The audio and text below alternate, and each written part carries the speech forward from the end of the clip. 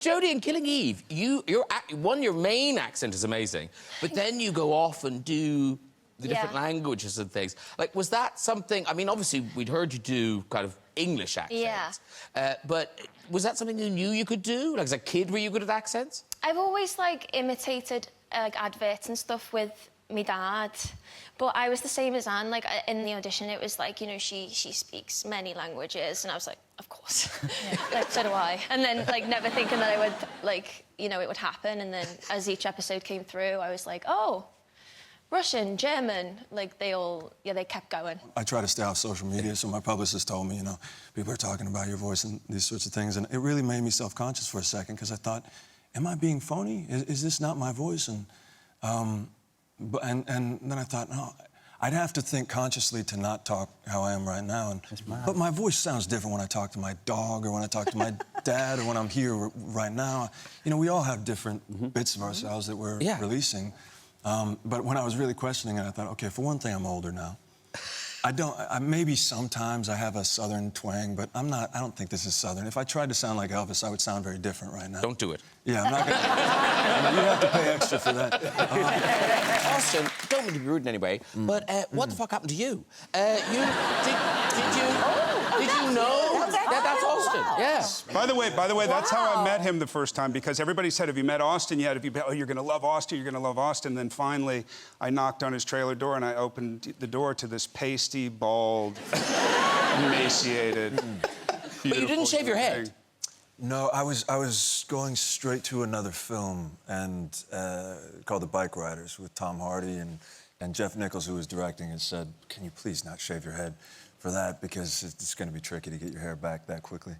So that wonderful hair and makeup team did that to me.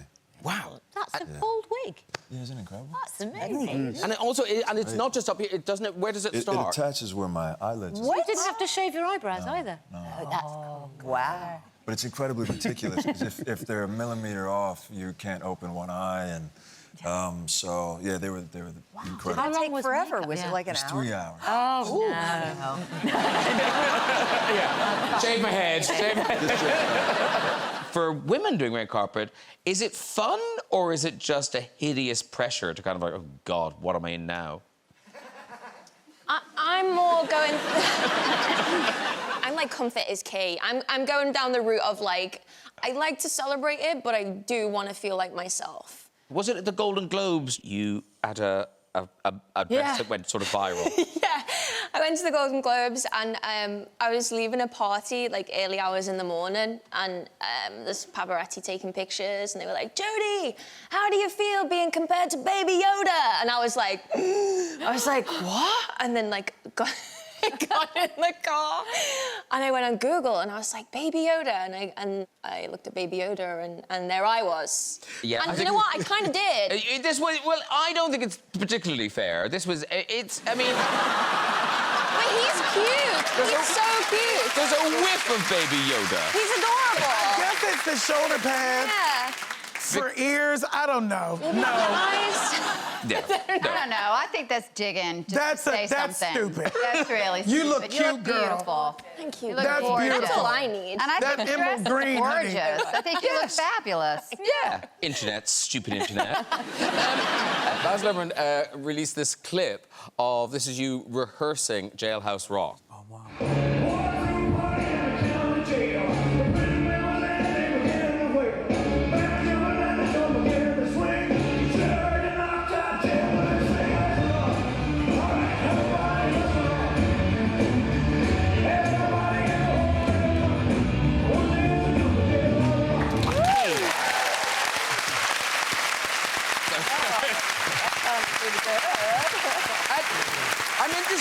I'm interested in that moment. So, is that you kind of just channeling Elvis, or how studied is that? Like, you know, even things like the microphone lead and stuff. Is that all watching footage? Yeah, it's that really tricky. I often call it a tightrope, because you can fall either way. Either you go into just focusing on everything meticulous, like, so that is, you know, the microphone. All that's meant to be that way. But it's so tricky when you. And I was interested in asking you about this. When you're dealing with something that you want to be very specific, but it's got to feel as though it's happening for the first time. Yeah. And so there was many times, thankfully I had a year and a half to prepare, and so there was many times where it felt completely external. And then you've got to be able to figure out the ways in which it can come from the inside out. Yeah. Do you know what? Can I say something? I really want to learn that sidewinder move that you did in that clip. Oh. Can you show me it? Can you show me the move? I saw it, and I was like, what is that footwork? You like going side to side, and I was like, if I can learn that from you, that would be... Oh, jeez. But you got the shoes for it. So, I mean, I can try to... Right, here we go. Tim, there's a step there. There's a step. I mean, it's been a long time. It's been a long time. Boots are hard to do it in, but I mean, you'll be better. You got the shoes. But essentially, it's to the side. Oh. See, it's hard on heels because you always lose balance. Okay. But essentially, it's... Oh! Yeah. You just lost that arm. Hold your emotion. Nice. That's going to be in the show. That's cool. Nice one. Because now, the last time you were on, Jodie, you were nominated for a BAFTA. Yeah. But now she has a BAFTA, ladies and gentlemen. She won the BAFTA. Thank you. That's good. Yeah. But here's the thing. No, so what's the story? Did you lose the BAFTA? No, so the morning after the BAFTAs, I had to fly back to Boston to shoot Free Guy. So my mum and dad took the BAFTA home to Liverpool to look after it. They volunteered very, very quickly. And they took the BAFTA on a pub crawl around Liverpool. No joke. No, we've got photographic evidence. I think we've got a picture of it on the train going to Liverpool. And then here it is in the pub, I think. Yeah. Went everywhere. Yeah. Are you sure they still have that BAFTA? Oh, no, now I have it. Oh, you have it? Yeah. Okay, yeah. Little stained, but you have it. Yeah. Your parents like you winning awards. Yeah, you would think so. They get lots of free stuff. Swag. Yeah, and it's shameless. With the Olivier, they took it home and they got a free upgrade on the Avanti West Coast. And then they got... No, seriously, were they holding it out on the train? My dad had it in his backpack. I was like, keep it in the backpack. He's like, OK. And then he obviously got it out on the table, got a free upgrade. And then a free lunch at the local pub. Oh, my God. Yeah. Everyone's a winner. Literally. Did you get to hold on to the Tony, at least? Yeah, they haven't had their hands on that yet. I don't think what they'll get with that. Austin, you are a big fan of Olivia. Yeah, I'm incredibly starstruck all around right now. This is amazing. But Peep Show got me through when I had COVID. I just sat there watching Peep Show. You're amazing and everything. And you're a legend. I love you. You're amazing. Thank you. I'm so excited to get to know you tonight. Not as excited as I am. You're the greatest. Taxi Driver is one of the reasons why I want to be an actor. Like you've been amazing forever. Nyad is incredible. And this guy. Wow, you. The favorite. No, the favorite. The favorite is incredible. Still hosting over here. Yeah, whatever.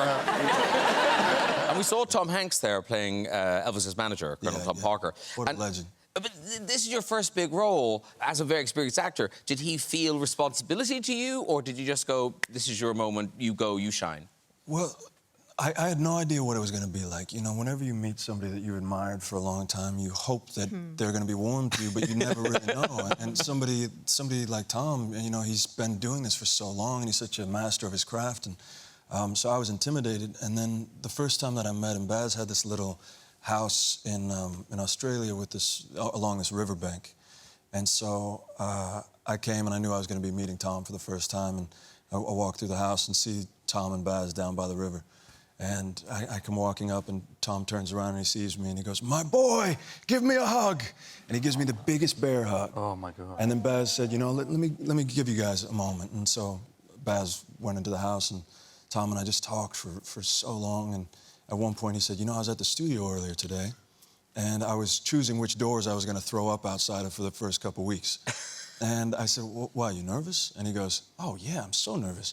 I said, you're nervous? I'm terrified. And he goes, and nobody knows what Colonel Parker sounds like. Everyone knows what Elvis sounds like.